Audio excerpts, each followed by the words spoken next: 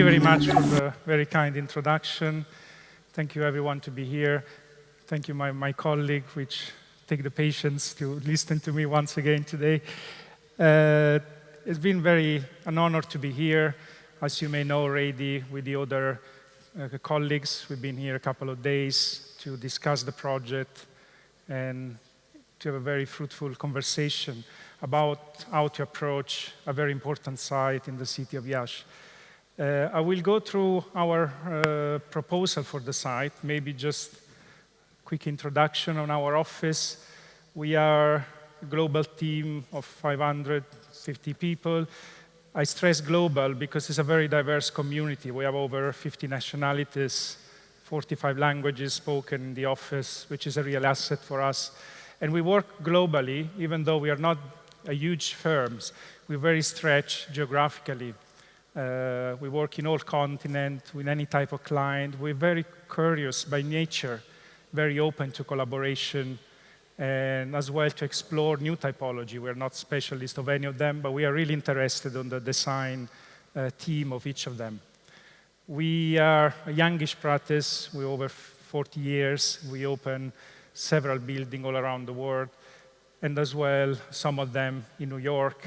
You can see a small residential building in West 28th Street, how it sits within the fabric of the city of Chelsea, larger master plan, like in City Life, public project, like the River Promenade in Hamburg, which started as a, let's say, environmental device to stop high-level flood of the city and become a public space by design means.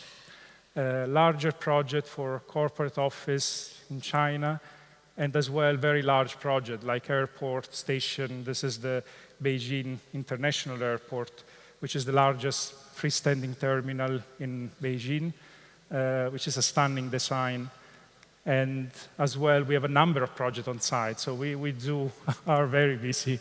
We're completing a large interchange station in Riyadh for the public authority, the first public transport program in the Kingdom of Saudi Arabia. And as well, we have a number of projects all around the world, and both with public, private client, where there is really an ambition from the client to do something of high quality and an interest on the site and the project. In Oslo for Metro Station, in UK for the stadium Forest Green, which is the first stadium completely done in timber with a zero carbon footprint for a very forward-looking client, a new typology, just to say how we invest in innovation as well in the project and sustainability.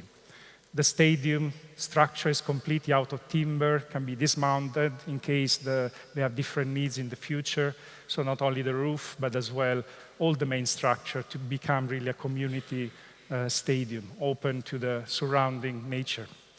We work in rail terminal, like in Tallinn, in Sydney for the new Sydney International Airport. In this case, as you see a different type of airport. There is no car in front of it.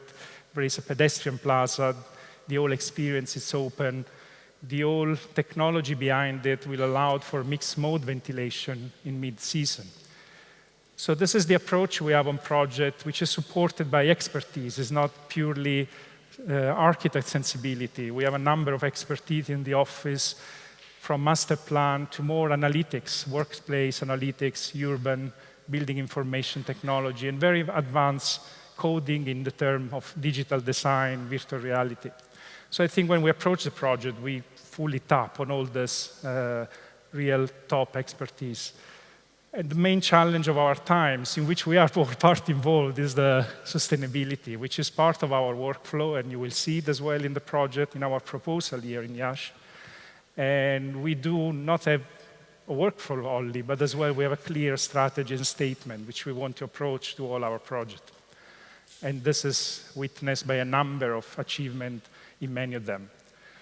We are well known, we are a lot in the press. I think this is the reflection of our work for excellence in any project we do. So if you focus now in why we are here today and the Iași project, this is clearly has been quite a revelation for us because some of our team started to come in town 2 years ago and look around and speak with people, and then this opportunity came up. This trip has been for us a revelation, a surprise, to see a gem of a city with an historical past, but at the same time a vibrant young community with university, technological investment. So it's really has surprised us. And as well, then when we get to the site, we were even more intrigued because it's really in between the heritage area, which we all know very well, and the innovation district. Is this working? No. And the innovation district and the new project in town. So the meaning of the project is really to organically change that connection. And when I say organically, we don't want to impose something which is not in synchronicity with the environment. We want to take out from the environment and propose something which people will be proud of it, but as well feel recognize as their own city. So the objectives are clear. This organic connection between the heritage, the innovation, and this is the perfect place for it. Then the connectivity through public realm. Obviously, there is a topography challenge in the site. So the center is sitting on a high level, on a sort of plateau. Then there is the west of the city, which is a more fragmented texture. At the moment, the connectivity is not there. So I think the first objective of the project is to create that connectivity. And obviously, this is a private project. But you have to connect through public realm. So really the essence of it is the presence of the public realm, how the people will access the site, but through the site, they will access different parts of the city. Again, it's quite a sizable site, so we can clearly apply all our ambition on green, sustainable environment, which is well healthy, resilient, flexible for the resident, but as well for the district around.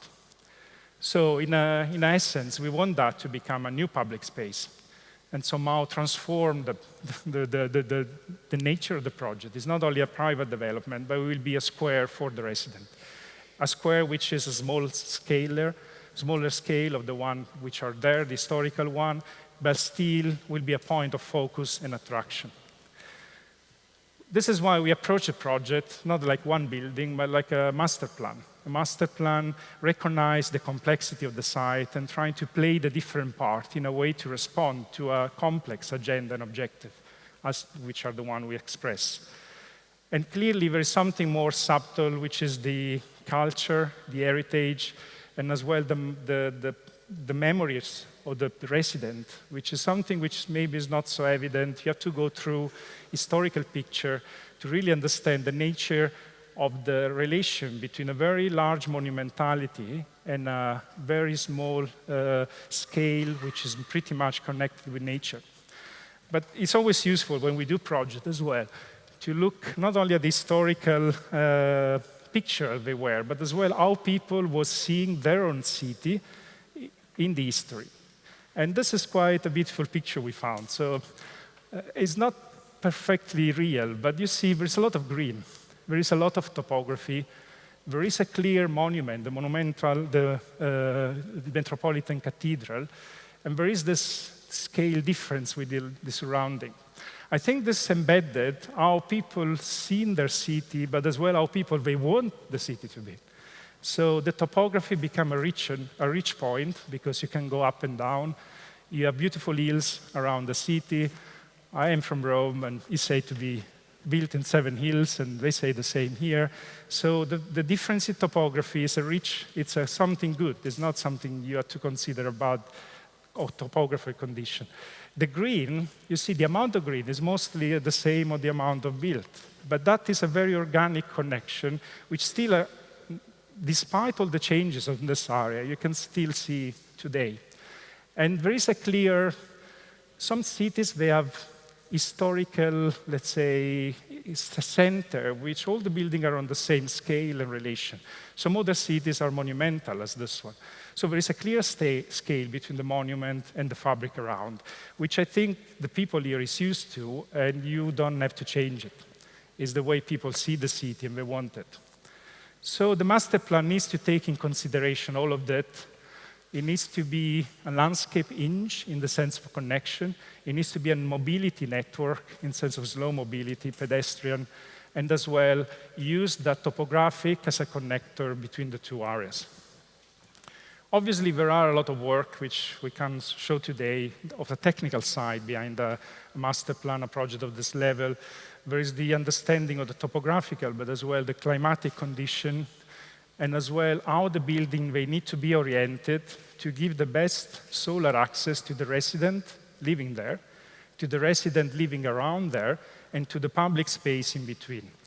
So some position, some orientation, which may seem, I don't know, arbitrary on a first glance, they're actually the result of a very careful study and analytical studies on the point of view on the solar axis in order to give the best and to try to resist the monumentality, let's say, instinct to do something regular and easy to develop. As well, there is the wind factor in the city. Some part of the year, you have quite a windy weather. We want to preserve the public part, the one at the core of the building for pedestrian. And there is a very clear analytic process to establish that core, which is calm and which can be used for sitting for a long time and enjoying the public space. So in essence, all this, then they combine and they start to take form as a, let's say, the route doesn't need to be linear. It's always an, let's say, a surprise. As Iașul is a surprise itself, as well the route to the project is not linear, and you discover new perspective. But as well, when you're inside it, you have open perspective from all sides. This is why the corner of the building are smoother, because they allowed for like the minimal impact on the visual point. So we started to place this in context. You can see how the idea as well is to accommodate the topography, but as well the building fabric, going to buildings which are slightly taller, to buildings that are getting lower on the west side. And finally, the program is an important component. Obviously, it's mostly residential development, but there are around 40% of public program. Where to place that is very strategic. We place toward the palace, towards Palace Street, the cultural poles, which I will explain later. Around the square, the central square, we have the bar, restaurant, which feed with life and activation the central part. And then on the lower side of the site, we have retail program on a small scale, which will support this residential, but as well the one already on site, the local district. A bit on, let's say, explaining very quickly. This is a summary. You can see the volume. You can see the two cultural poles, the way we treated the slope in front of the building to be accessible to all and inclusive as well with people with disability. How we place in this point a garden, a wet garden, which I will explain later, and the four buildings which they compose let's say, the composition. And how much of those terraces we create as an opportunity to green terraces accessible directly from the resident. This is the entry point, so you can see it's done as a sort of small gate, inviting people to go down. The street here is a shared pavement, so to, let's say, push for slow mobility. At the same time, you have the sense that you don't really go to someone else's home. It's a public space. You feel invited to go down towards the other side of the city. Then this topography is going down, so obviously you have another level here. You start to see other points there, the access to the resident, what is the different access point, and this promenade in between the building. The archaeological garden are there on the number 10. I will go there in detail later on, but we are part of the system of green areas, which is the access to the site. Once you are inside and you look back, obviously the view of the palace is very clear because you need this orientation point, but you need as well this clear visual to historical heritage. This is the environment we want to create. You can see the mix between the nature and the art pavement. Then going down farther, you have access to all the food and beverage, the cafe, the restaurant, terraces, and then you start to have access to the lower part of the street. This again, you can see how the topography creates ideally an amphitheater with a pond, with a biological pond. It means water is filtered through that entry point. And finally, on the lower part of the street, the access to the retail unit. So this is the view from the lower side, which again has clear perspective on visual point. And zooming out again from the other side, you can see, maybe now understand the overall arrangement with this idea of the promenade with a clear arrival sense. So looking at the buildings are easy to understand. What needs a bit more explanation is the public realm, so the public area in between them. The goal, the target has to be clear, because as every building, you have square meter, you have function. Usually public space, in the past, we were treated a bit as a vague. You need to have clear objective there as well. The first one is the people, to promote closeness between district and community, maybe the tourists coming here and the residents there, where they need to be close as well. We need to find a point where we can both meet. Reconnecting the people with nature at every level, not only on the ground, on the terraces, on the roof, and as well create always this dialogue. And this is the three main points that we'll highlight as well on some of the space, and you can see on the final render.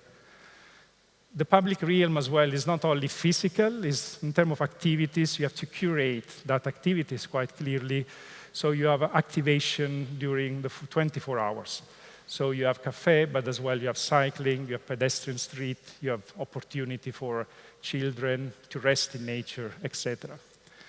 So you can see the main focus at the ground floor are the two cultural poles, the restaurant, cafe, and the retail. And speaking about this too, the cultural pole, so it's really like a sort of gate experience. You have the heritage on the right and the innovation on the left. Just to summarize as well what is valuable here in the city. The heritage is really connected with historical heritage inside. It's a way to utilize technology to show the past of Iași, but as well physically to connect with what is left of the past. We know, and I think that was on the brief, there are historical remains, archaeological on that corner, but while the client keeps digging, there are more coming up. So effectively, the basement, the ground floor of the heritage is placed in a way that can be a living museum on the excavation going behind it, because it's placed on the area where the main building were found. The archaeological garden, we spend a lot of time to imagine something which is not only preservation, but as well is fruition. It's people to go there and enjoy it. And this is a debate which is in the discipline on finding that balance. That balance, we propose to have it through a promenade, which is composed by many points. First, the topography. The second one, with a path going over it, the planting. So actually it can be a place where, while we're preserving that archaeological persistence, you can use it as an active day promenade and resting day in a very informal way. On the Innovation Center, obviously there's will be a lot to say. We've seen how the local university are pushing this agenda, and this could be a very important showcase for those in that central location. At the end, as I say, public program is quite a lot. The landscape is the second point on the public realm. Again, it's not a generic green. It's programmed to have certain objective. The first one, to create all street around it that share public surface. That's very important. We've seen that in many projects in Europe, in Australia. The low speed of the car, the material used on the pavement is inviting people to slow down and use that as a shared surface, which eventually can be closed on the weekend, can be closed on certain occasion. That's a very important point to frame this project in the context. The nature as well is a multi-layer, in the sense you don't see all it on the ground. You want to see it on the roof, on the terraces. It's something you feel like surrounded. And as well, to create a connectivity, a relation between indoor and outdoor is that essential. So we create that. Obviously, we have very good opportunity because of the landscape. So you can see that sequence of a landscape from, let's say, the top going down, and I think I don't have the time to explain all of that. But the nature, the approach is always what's called nature-based solution. So the nature is there not only to embellish and to visually appeal. It's there because scientifically it does perform some function, which are the air quality improvement, the reduction of noise to the residents, the resilience in climate and maintenance, and as well the biodiversity and the water management. So this, in the submission, there is a clear strategy for all of them, which culminate in the biological pond, which is a filtering device. This is the overview on the landscape. So you can see we give names as well as we give to buildings. There's the landscape on the slope. There is the archaeological garden, the green courtyard, the green roof. So it's a very articulated system. And each of them has their own, let's say, design, their objective. You can see the archaeological garden here, which can complement the archaeology as well with technology, the way to go around with apps and look what's on site, both from the archaeological point of view, but as well biological. The landscape on the slope, then going down the green terraces, the courtyard, where we have the rain garden, and then at the end of the street, on the other side, the shared street. There is a lot of study on Artscape, Softscape. Obviously, you need to plant species which are resilient and very reduce maintenance on site. And they're all listed. As well, the pavement, we discuss a lot the material. Light color, they help mitigate the heat effect that you are in central of the city. You can feel it here when you go on that side of the palace, when there's the pond and the green. It's like much fresher the other side here where you have a lot of tarmac. That is something you can control by design and you can insert in every project. And the water cycle, water is a very precious resource, so you need really to make use of it, to harvest, collect it, filter, and put it back in circle. And finally, I just want to touch on the buildings, on the residential building. Obviously, this is a very sensitive side in the sense of historical setting. So we want to propose something which is not overwhelming, but as well, it's of very high quality in terms of craftsmanship, in terms of detailing, and materiality. It needs to be something which is related with the context, has the same level of quality that you have on the palace, which is not an easy task, but we studied that quite a lot to solve. So the residential, we said already, is 4 different buildings. You can see on the elevation how those are stepping down, how the line of the ground is, let's say, following the natural topography, and now that create an ensemble which is rich as well, but not overwhelming. There was a very strict rule in terms of heights on the competition, so they're all within that. And that rule, they allowed and they guarantee that the project respects all the visual cone of view which are given by the city. So I think all our competitors, they put this in the context, and actually respecting the size means that we will not overcome historical monument from a far point of view or as well a close point of view. The programmatic elements are all clear here. I just want to go a bit more how the buildings are designed. They are designed in principle of flexibility, of future, let's say, change in plan, but as well, obviously, to give regular apartment, which they have always outside, let's say, space, and which are enjoyable for residents. And there's a lot of detail of it, you can see, but I want to go to the point which is maybe more relevant to the conversation we had before, which is the materiality of the building itself. You can see there are a lot of reference around, and you can go back to the old image with a lot of green. You can see the tone of the city. So the tone of the city, we don't want to suggest something non-aligned, but in synchronicity. So there is the stone. There are elements which are on timber. There are elements which are bricks or terracotta in the modern version. So we crafted a facade which is elegant, which is refined, but as well in terms of materiality, it takes back all that point and incorporate. So with edges in natural stone, with clay board on the facade, we create something playful, but as well respectful. Once we have this overview of the project, I want to go back to the first objective, which is sustainability. I think it's not In the past, it was treated as a discipline which is separated. Now is really the essence of the project.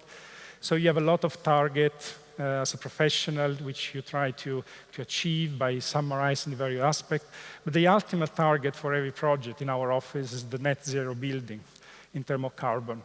And that you can only achieve once you optimize all the system, you put in place all passive design strategy, which are the core of the design, but as well you create energy on site. I just mentioned some of them. The cross ventilation in all apartments, either directly or through ventilation stacks, which by difference of pressure, they naturally ventilate and then minimize the need for air conditioning in mid-season.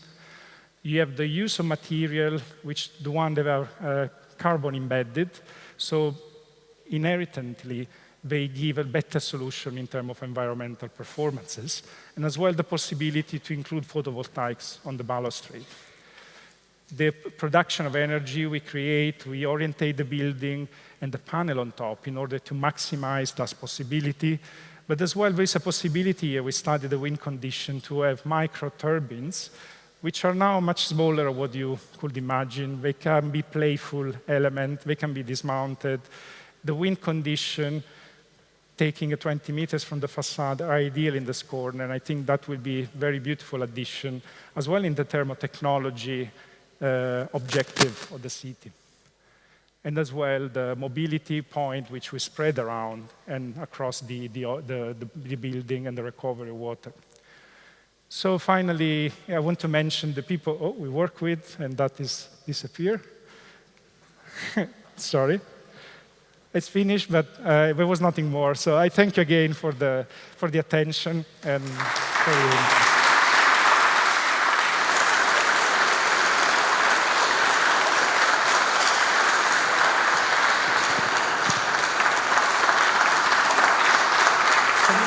the last slide.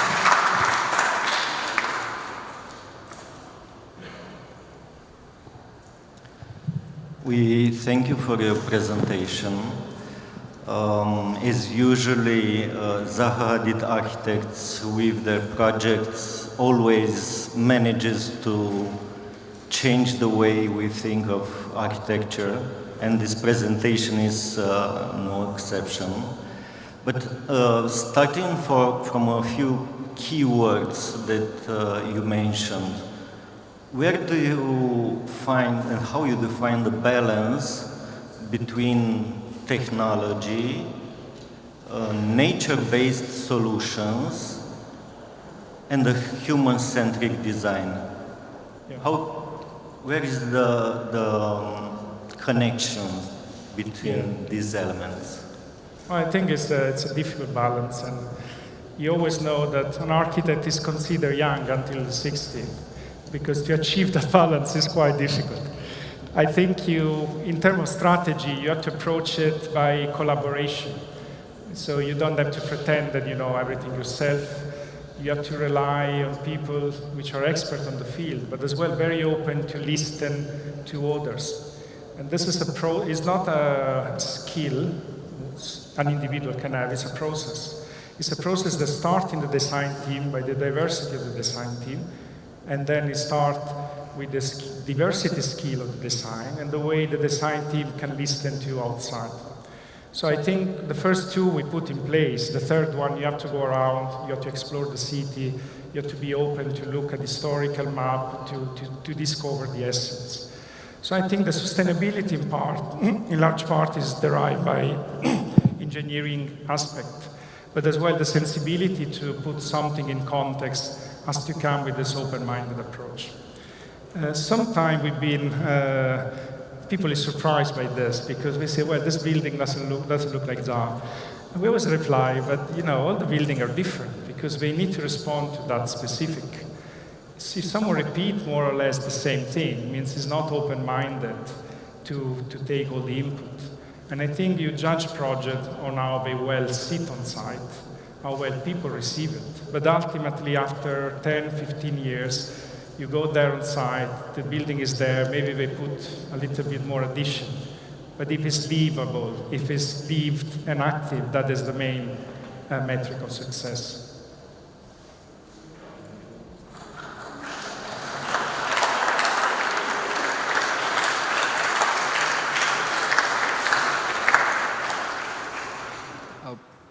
it's only appropriate we should talk a little bit about form and beauty, since it's clear that all the proposals solve so many issues and answer so many questions. So maybe with your practice in particular, and frankly very connected to what Răzvan asked, do you think this balance between designing realms, the technological one, the human one, do you think this balance will change in the future, taking in mind that you balance parametric modeling as much as you're controlling it? The keenness with which you're projecting this futurist, beautiful, precious architecture, almost anticipating the future. How will this control change over time? Will this change of balance bring, I don't know, a path to a sort of self-designing? Yeah. It's an interesting question. I mean, the parametric modeling and the technology opportunities that you have in design obviously have jumped many years and exponentially. So I think it's, we in the office, we are very excited about technology, and we have people that only do that, develop, and we really embrace it. Maybe because we embrace it so early, we are a bit as well cautious about them. Means the parametric design, the computer, the coding are what they are. They are tools.